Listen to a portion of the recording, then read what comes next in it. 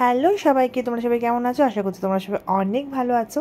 And welcome to our new blog with sis palette. এটা কিন্তু কোনো পার্সেল আনবক্সিংয়ের ভিডিও না।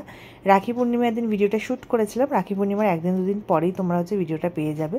তো এগুলো দাদাদেরকে গিফট দেবো, সেই গিফটগুলোই মানে আমি প্যাকেজিং করছিলাম, মানে সাজাচ্ছিলাম আর কি। আমি বরাবরই ছোটোবেলা থেকে আমার নিজের দাদা ছাড়া কাউকেই ভাই ফোঁটা আর রাখি কিছুই পরাই না। কিন্তু এখন অর্ণবদা অ্যাড অন হয়েছে, তো সেজন্য আমি অর্ণবদাকে কিন্তু আগের বারে ভাইফোঁটা দেওয়া হয়নি, ছিলাম না বলে। তো এবারে কিন্তু রাখি পূর্ণিমায় ডেকেছিলাম দাদাকে রাখি পরাবো বলে। তো এখন আমার দুটো দাদা হয়ে গেছে। তো গিফটগুলো আমি কখনোই এরকম অ্যাজ ইট ইজ দেওয়া পছন্দ করি না। তো একটু প্যাকেজিং করে সুন্দর করে লিখে, এইগুলো আমার বরাবরেরই একটু শখ। যদিও কিন্তু এখন সেভাবে করে উঠতে পারি না, বিকজ আমি মানে একা একা কোথাও বেরোতে পারি না।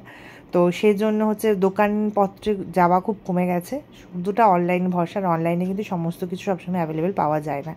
যাই হোক, মোটামুটি প্যাকেজিং করেছি। তারপর ঠাকুর ঘরে এসেছি, দেখছি মামনি পুজোর জন্য সমস্ত কিছু রেডি করে দিয়েছে।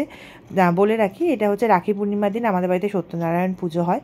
সেটা আগের বছর থেকেই শুরু হয়েছে। মানে আগের বছর আমাদের বাড়িতে রাধাকৃষ্ণ প্রতিষ্ঠিত হয়েছে আর গোপাল প্রতিষ্ঠা হয়েছিল। তো আমার যেহেতু মর্নিং শিফট ছিল, আমি পুজোর কাজ কিছুই করতে পারিনি। মামনি দেখছি এসে সুন্দর করে সমস্ত কিছু গুছিয়ে রেডি করে নিয়েছে। এখন প্রায় ধরো 3:30 4টে বাজে। পুরোহিত ঠাকুর একটু পরেই চলে আসবে, 4:30 5টার দিকে আসার কথা। আর মামনি এত পারফেক্ট পুজোর কাজ করে না, মানে কি বলবো, মানে কোনো কিছুতে তুমি ভুল ধরতে পারবেই না। আর এই যে সিন্নির জন্য সমস্ত কিছু অ্যারেঞ্জ করেছে, শুধু ঠাকুরমশাই এসে মাখাবে সিন্নিটা। অ্যান্ড তো পুজোর কাজ মোটামুটি হয়ে গেছে। আর ঠাকুরগুলোকে এত সুন্দর লাগছিলো দেখতে, আমি তো চোখ সরাতেই পারছিলাম। মানে ঠাকুরদের তো এমনিই সুন্দর দেখতে হয়, তাই না? কিন্তু পুজোর দিন যেন বেশি সুন্দর লাগে। আর এই যে ঠাকুরমশাই এসে গেছে, পুজোর সব শুরু করে দিয়েছে। আর এত সুন্দর লাগছিল ঠাকুর ঘর থেকে বাইরের দিকটা, মানে পুরো সন্ধ্যা সন্ধ্যা নামছিল, সে সময় পুজোটা বসেছিল, তো তাই জন্য। আর তোমাদের কাদের কাদের বাড়িতে এরকম রাখি পূর্ণিমার দিন পূর্ণিমা পুজো হয়, সত্যনারায়ণ পুজো হয়, অবশ্যই আমাকে কমেন্ট সেকশনে জানাবে। তো আমার কিন্তু পুজো করতে ভালোই লাগে। হয়তো সমস্ত কিছু এত সুন্দর করে অ্যারেঞ্জমেন্টস পাই না, বাট পুজোর বাড়িতে পুজো হলে সেখানে একটু পার্ট হতে বা সেখানে কোনো কাজ করতে কিন্তু আমার বেশ ভালো লাগে।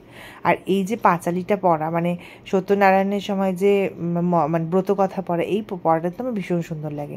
পুজো শেষ হয়ে যাওয়ার পরেই আমি এসেছিলাম রেডি হতে মানে রাখি পরাবো সন্ধেবেলা। এটা ভালো সময় ছিল, ওই 7টা থেকে 9টার মধ্যে। তো সেই টাইমেই সবাইকে আসতে বলেছিলাম। দাদাও এসে গেছে আর অর্ণবদাও আসছে বললো, রাস্তাতে রয়েছে। তো আমি ততক্ষণে রেডি হয়ে নিচ্ছিলাম। অ্যান্ড এই আমার রাখি প্ল্যাটার সাজানো হয়ে গেছে। ফুলের রাখিও ছিল, এমনি রাখিও কিনেছিলাম। আর এই যেগুলো যেগুলো লাগে, মোটামুটি চাল, সিঁদুর, ধান, তারপর দূর্বা, লাল চন্দন, সাদা চন্দন, এগুলো সমস্ত কিছু দিয়ে রেডি করেছিলাম।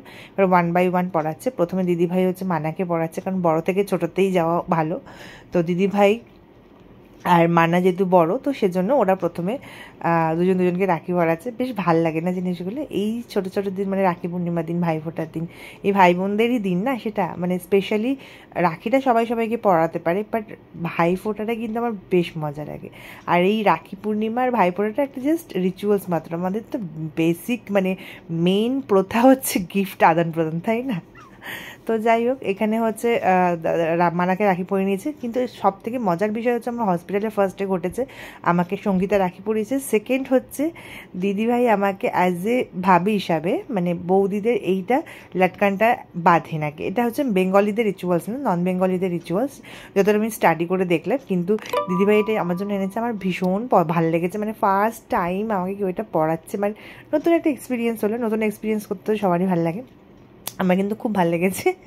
কী বলবো, কিন্তু দিদিভাইকে আমি কোনো গিফট দিতে পারিনি। মানে আমি তো এটার জন্য এক্সপেক্টেড ছিলাম না, মানে রেডি ছিলাম না। তো গিফটটা যদিও পেন্ডিং রয়েছে। অ্যান্ড দেন দিদিভাই কিন্তু আমার জন্য, মানার জন্য গিফট এনেছিল। তারপরে আমি আমার দাদাকে রাখি পরাতে শুরু করে দিয়েছি। তো এত সবাই বাজে বলবো কি বলবো বুঝতে পারছি না। আমি যদি বলেছি ভিডিও করতে, ওরা শুধু ভিডিও করছে, আমাদের কোনো স্টিল ভালো ফটোই ওঠেনি এবারে রাখিতে। যাই হোক, তো রাখি পরানোর পরে যে রিচুয়ালসগুলো থাকে, সেই রিচুয়ালসগুলো আমরা মেনটেন করে নিলাম, একটু পালন করে নিলাম। এই প্রণাম করার ব্যাপারটা কিন্তু আমার বেশ ফানি লাগে।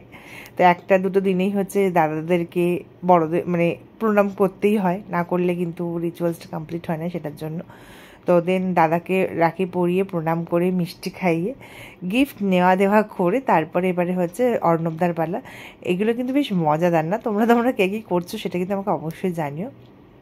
তো আমি যেহেতু ভয়েস দিচ্ছি, তোমরা অ্যাকচুয়াল সিনারিওতে কী হচ্ছিলো বুঝতে পারছো না, বাট আমার এক্সপ্রেশন থেকে যতটা বোঝার মানে মোটামুটি বুঝতে পারবে। বেশ মজা হচ্ছিলো। এখানে হচ্ছে অর্ণবদা ছিল, অর্ণবদাকে হচ্ছে আমরা রাখি পড়াচ্ছিলাম। আমি পড়াচ্ছিলাম, আমি পড়াচ্ছিলাম। তো তারপরে হচ্ছে রাখি পরানোর পরেই হচ্ছে রাখির প্রবলেমটা হচ্ছে আমি না ভালো করে বাঁধতে পারি না, মানে দড়িটা আমার মানে লুজ হয়ে যায় বারবার। আমি জানি না কাঁধে কাঁধেই প্রবলেমটা হয়। তো তারপরে এই রাখি পরানোর পরে যে প্রণাম করার এই ব্যাপারটা, অর্ণবদা কিছুতেই প্রণাম করতে দেবে না, কিন্তু আমিও ছাড়বো না। কারণ আমাকে ছোটোবেলা থেকে আমার বাবা মা শিখিয়েছে যেদিনকে যে কাজটা সে কাজটা অবশ্যই সেটা করবে, সে যতই রিফিউজ করুক। এই প্রণাম করার ব্যাপারটা অনেকেই নিতে চায় না, কিন্তু আমার ভাল লাগে। এই স্পেশাল ডেগুলোতে কিন্তু আমার এই রিচুয়ালসগুলো পালন করতে আমার ভাল লাগে। দেন তারপরে আমার মাসির মেয়ে ফাল্গুনি এসেছিলো। ফাল্গুনি কিন্তু ছোটোবেলা থেকেই আমার দাদাকে রাখি অ্যান্ড ভাইফোঁটা দুটোই দেয়। তো ফাল্গুনিও রাখি পরিয়ে নিল। যেহেতু আমি একটু শরীরটা ভালো না আমার, তো আমি কোথাও যেতে পারছি না, সেজন্য আমার বাড়িতেই সবাইকে ডেকে নিয়েছিলাম, কোথাও বেরোবো না বলে। তারপরে একটু আড্ডা আর কি গল্প করছিলাম সবাই মিলে বসে বসে। তারপরে বললাম যে যা যা গিফট দিয়েছি চল খুলে ফেলো তাড়াতাড়ি, সবাই মিলে দেখবো। তোমাদের গিফটটা আমরা খুলবো, আমাদের গিফটটা তোমরা খোলো। তো এইগুলো হ্যান্ডমেড চকলেট আমি অর্ডার করেছিলাম। তো হ্যান্ডমেড চকলেটগুলো খেতে কেমন জানি না, কারণ ওদেরকে দিয়েছে ওরাই খেয়ে মানে খাবে, কিন্তু দেখতে কিন্তু ভীষণ সুন্দর ছিল। মানে গতানুগতিক চকলেটসের থেকে কিন্তু এই হ্যান্ডমেড চকলেটগুলো আমার বেশ ভালো লেগেছে। তো তোমরা যদি জানতে চাও কোথা থেকে নিয়েছো, তোমরা আমাকে অবশ্যই কমেন্ট সেকশনে কমেন্ট করো, আমি তোমাদেরকে অবশ্যই বলে দেবো। দেখতে পাচ্ছি কত সুন্দর চকলেটটা। আর এটা দিদিভাই এনেছিল, মানে আমার আর মানার জন্য, এই কফি মাগের সেটটাতে। এই লেখাটা খুব পছন্দ হয়েছে, অ্যাডোরেবল ভাবি অ্যান্ড অ্যাডোরেবল ব্রাদার লেখা আছে, আমার ভীষণ ভালো লেগেছে। অ্যান্ড দেন তারপরে হচ্ছে আমি দাদাদেরকে দিয়েছিলাম, তোমাদেরকে আগেই বললাম, wrist watch and perfume and chocolates. তো ওদেরকে বললাম ওয়াচগুলো একবার দেখে নে হাতে কেমন লাগছে। অ্যান্ড দেন এবার হচ্ছে আমার একটা গিফটের পালা। এটা হচ্ছে আমাকে দিদিভাই দিয়েছিল, দিদিভাই অর্ণবদা দুজনেই দিয়েছিল। আমি পারফিউম কিন্তু ভীষণ পছন্দ করি, মানে আনএক্সপেক্টেডলিটার ভিতরে পারফিউম থাকবে সেটা আমি বুঝতে পারিনি। গিফটটা খুলতেই আমার অনেকটাই সময় চলে গেছে, কারণ কোনটা দিক ওপেন করবো আমি বুঝতেই পারছিলাম না। তো ফাইনালি এটা ওপেন করার পর দেখছি কি সুন্দর সুন্দর কিউট একদম পারফিউমের বটল, যেটা তুমি একদম মানে ট্রাভেল ফ্রেন্ডলি, মানে তুমি কোথাও গেলেও ক্যারি করতে পারবে, তুমি অফিস গেলে অফিসের ব্যাগেও ক্যারি করতে পারবে। আর আমার মুখ চোখ দেখে বুঝতেই পারছি আমি এটা খুলতে পারছিলাম না। এই দেখো বোতলগুলো কি সুন্দর কিউট না? আর প্রত্যেকটা স্মেল কিন্তু অসাধারণ ছিল। অ্যান্ড দেন তারপরে খাওয়া দাওয়া, রাতের খাওয়া দাওয়া বেশি কিছু ছিল না, লুচি, আলুর দম, পনিরের তরকারি আর মিষ্টি ছিল। তো আজকের দিনটা এইভাবেই কাটলো। দেখা হচ্ছে নেক্সট কোনো ব্লগে। তোমাদের ব্লগটা কেমন লেগেছে তোমরা অবশ্যই আমাকে জানিও। তো আজকের মতো এই পর্যন্ত, টাটা বাই বাই সবাইকে, আবারও হ্যাপি রাখি।